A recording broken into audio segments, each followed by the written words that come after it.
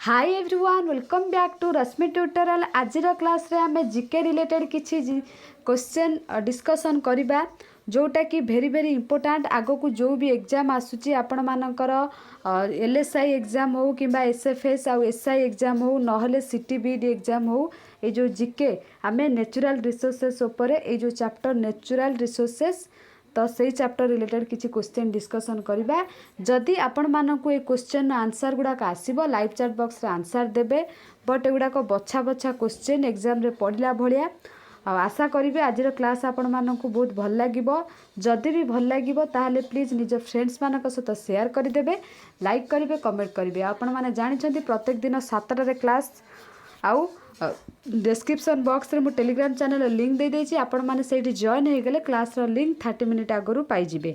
तो डेरी न करिके चलंतु आज रो क्लास आमे स्टार्ट करिबा। फर्स्ट क्वेश्चन आपण मानकर कहिछि which is not a natural resource आ भितरु कोटा नेचुरल रिसोर्स नुहे। Option A air, option B water in cities, option C sunshine, option D forest. एटा छोटो छुआटे भी जड़े कहीपर आपण मैंने जानते एयर गोटे नेचुरल रिसोर्स, सनशाइन भी नेचुरल रिसोर्स, फॉरेस्ट भी natural resource. Water in cities सहर रो पानीटा होची नेचुरल रिसोर्स नुहे ता माने बीटा आपण मानकर राइट आंसर। तापर आसिला 2 number natural resources are basically non made ना प्रोड्यूस्ड विथ मशीन ना गिफ्ट्स ऑफ नेचर ना space in supply. Our perfect answer होची गिफ्ट ऑफ नेचर। एटा तो प्रकृति रु गढ़ा है ना तो gift of nature man made केबे हबो नाही, प्रोड्यूस विथ मशीन हबो नाही, स्केर्स इन सप्लाई हबो नाही, गिफ्ट्स ऑफ नेचर। फास्ट टिके इजी क्वेश्चन आपण मानकु आंसर दबा को इजी हबो। तापरे renewable resource are renewable non renewable आपण माने ओडा पढिचंती स्कूल टाइम रे एसीएल कथा जति कहबी आपण मानकर 9 10th रो आपण मानकर अछि नवीकरण योग्य नवीकरण अयोग्य। रेन्यूएबल रिसोर्स कथा जति आमे कहबा एटा होछि नवीकरण योग्य।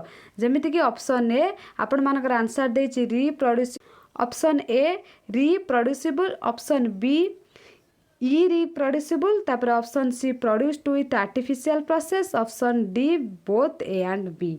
जहार राइट आंसर होची रिप्रोड्यूसिबल। रेन्यूएबलटा माने आपणकर नवीकरण योग्यटा बारंबार बारंबार तैयारी हुए सेटा।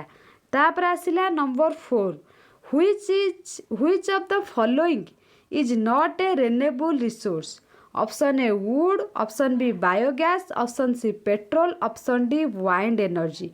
आपण माने जानि छंती ऑप्शन ए वुड जोटा कि रिन्यूएबल रिसोर्स नुहे, पेट्रोल बायोगैस वाइंड एनर्जी एगुड़ाक रिन्यूएबल रिसोर्स एटा नुहे हैला कि।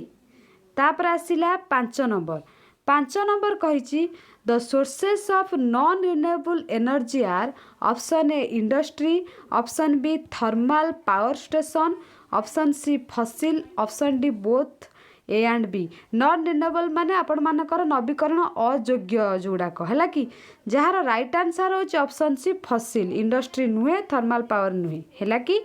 तो एबे जिबा आमे 6 नंबर पाखकू। तापर कहिछि नंबर 6 क्वेश्चन कहिछि which of the following is not a non renewable resource. Option A petrol, option B coal, option C minerals, option D biogas. जहार राइट आंसर होछि ऑप्शन डी बायोगैस जोटा कि नॉन रिन्यूएबल रिसोर्स नुह। बुझौछि एगुड़ाक सब non renewable, पेट्रोलटा मिनरल्सटा कोलटा एगुड़ा सब non renewable हैला कि। तो एटा होछि आपण मानकर बायोगैसटा आपण मानकर होछि रिन्यूएबल ठीक अछि। तापर आसिला 7 नंबर कहिछि the cultivable layer of the land is called. चाष उपयोगी स्तर आ भितरे कोउटा। Option A rocks, option B soil, option C earth, both A and B option D देछि। जहार राइट आंसर होछि सॉइल। सॉइल रे आमे चाष करबा, रॉक्स रे अर्थ रे थोड़ी ना करबा, बुझि पारछंती कि। तो ऑप्शन बी होछि आपण मानकर राइट आंसर। तापर आसिला 8 number which is not included as a type of land ठीक अछि। आ भितरे कहिछि इंक्लूडेड माने समष्टि बा आर जो कहते as a type of land. माउंटेन्सटा ना प्लाटोटा ना सी प्लेनटा ना ऑप्शन डी ओशेनटा। जार राइट आंसर होची ओसेनटा है कि is not included as a type of land बा स्तर बा जमी जो कहती। तापर आसला 9 नंबर क्वेश्चन कही the crystallization of various kinds of lavas from. Crystallization meaning होची स्फटिककार जो करवा। Option A sedimentary rocks, option B metamorphic rocks, option C igneous rocks, option D both A and B. जार राइट आंसर आपण मानकर होची option सी igneous rocks.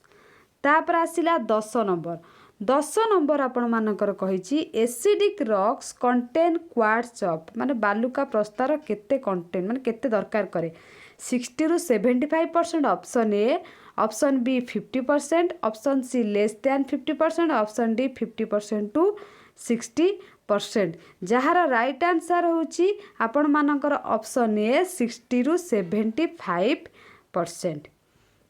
एबे next आसिला हमर 11 नंबर बा 11 number the marbles are igneous rocks ना metamorphic rocks ना sedimentary rocks ना ऑल ऑफ द एभव। जार राइट आंसर होची मेटामोरिफिक रॉक्स होची मार्बल गुड़ाक। एटा गोटे very very important question. Marble को थ्रू को रॉक रु एटा को मन रखिथिबे पढ़िला भलिया क्वेश्चन। तापर आसिला 12 नंबर कहिची which are the principal agents of physical weatherings. Option A temperature, option B water, option C wind, option D all of the above. जार राइट आंसर आपण मानकर होची option D all of the above. माने कहिची physical weather रा principal किए किए। Temperature तो definitely दरकार तापमात्रा, वाटर जल, वाइंड पवन बा बायु निहाती आमर फिजिकल वेदर पाई ये तीनटा आवश्यक आपण माने जानि छन्ते एटा मते कहबा को पड़िबो नाही सेत पई आंसर हैला ऑल ऑफ द एभव। एबे आसिला 13 number the association of water molecules with minerals implies. Option A molecule माने अणु जानिचंती जल अणु जो कहती। Option A hydrolysis, option B hydration, option C carbonation, option D oxidation. तो जार राइट आंसर आपण मानकर होची ऑप्शन बी हाइड्रेशन हैला कि एसोसिएशन अच्छी वाटर मॉलिक्यूल सहित मिनरल इम्प्लेज पे हैला कि। तापर आसिला 14 नंबर कही व्हिच सॉइल माने माटी आपण माने जानि छन्ते एटा मते कहया को पड़िबनी is treated as cotton growing soils. Option A black soil, option B red soil, option C alluvial soil, option D lateritic soil. जार आपण मानकर आंसर आर होची ऑप्शन ए ब्लैक सॉइल जो कला माटी कहती। कला माटी, नाली माटी, माकड़ा माटी एटा ग्रोइंग सॉइल होची आपण मानकर ब्लैक सॉइल हबेटा राइट आंसर। लैटेराइटिक माने माकड़ा हैला कि। तापर आसिला 15 number abundant of iron and lime are found in red soil, black soil ना alluvial soil ना all of the above। जार राइट आंसर होची ऑप्शन बी ब्लैक सॉइल हैला कि। एबे आसिला 16 नंबर कहिची acidic soil have pH contents below 7 रहबा दरकार ना एभव 7 रहबा दरकार। ऑप्शन बी कही, ऑप्शन सी कही बिलो 1 ना option D below 5.5। Acidic soil रो पीएच टा केते निहाती दरकार आवश्यक केते। जार राइट आंसर होची बिलो 7 माने 7 रु कम रहबा दरकार हैला कि। 7 रु अधिक हेले आपण माने जानि छन्ती पीएच स्केल जदि पढ़िथिबे हाई स्कूल ले तो बुझी पारिबे। जदि भी न बुझी पारचंती आज जाई कि पीएच स्केल ऊपर डिटेल्स डाउट क्लियर करंतु। 17 नंबर कहिछि the oldest method in low rainfall areas used for soil conservation is option A mulching, option B crop rotation, option C contour farming, option D strip cropping. जार right answer होची option C contour farming हैला rainfall.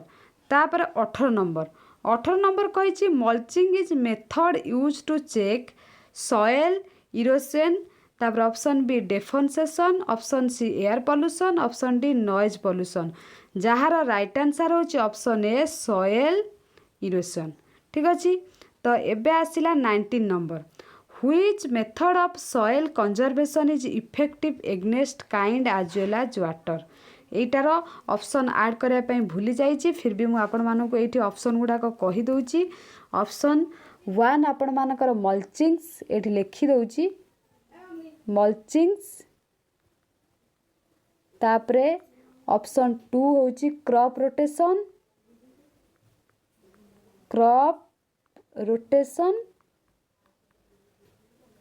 Option C होछि आपण मानकर एटा B आ ए भूल mistake 1 2 लिखि देछि dry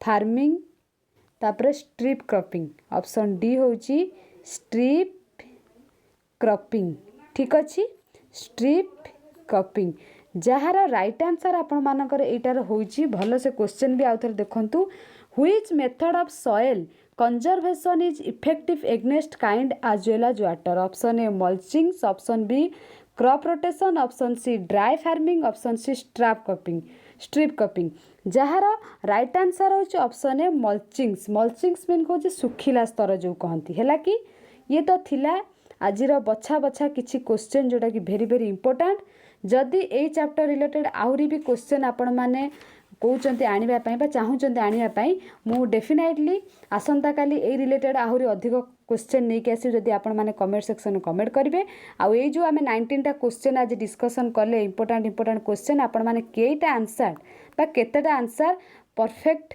देले मते डेफिनेटली कमेंट सेक्शन में कमेंट करिवे आ किए केतेटा आंसर देले ता सहित आरो पीडीएफ आमे आसंता काली टेलीग्राम चैनल ले शेयर करदेबा सो दैट आपण माने पाई परिबे आ आशा करूची आजिर क्लास आपण मानकु निहाती भलो लागितबो जदि भी भलो लागितबो निज फ्रेंड्स मानक सहित शेयर करिवे सो दैट मते भी मोटिवेटेड लागिबो क्लास करबा पई आउ आपण माने जदि एबे भी हम चैनल नुआ अछंती ताले प्लीज सब्सक्राइब करि दियंतु तो आजिर क्लास आमे एठी रखिबा थैंक यू ऑल।